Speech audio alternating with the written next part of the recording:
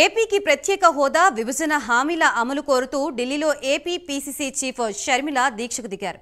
AP భవన్లోని Ambedkar విగ్రహం ఎదుట కాంగ్రెస్ నేతలతో కలిసి దీక్ష చేపట్టారు. 10 ఏళ్ల పాటు ప్రత్యేక హోదా కల్పిస్తామని తిరుపతి వేదికగా హామీ ఇచ్చిన ప్రధాని నరేంద్ర మోదీ మాట నిలబెట్టుకోవాలని అన్నారు. విభజన చట్టంలోని హామీలు ఇప్పటివరకు ఎందుకు అమలు కాలేదని ప్రశ్నించారు.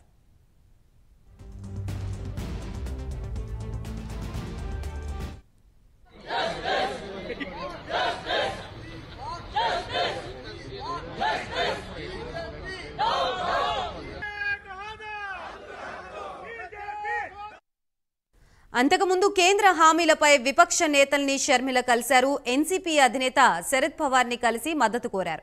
ఆ తర్వాత డీఎంకే ఎంపీ తిరుచి శివాతో భేటీ అయ్యారు. ప్రత్యేక హోదా విభజన హామీల్ని పార్లమెంట్లో ప్రస్తావించాలని షర్మిల కోరారు.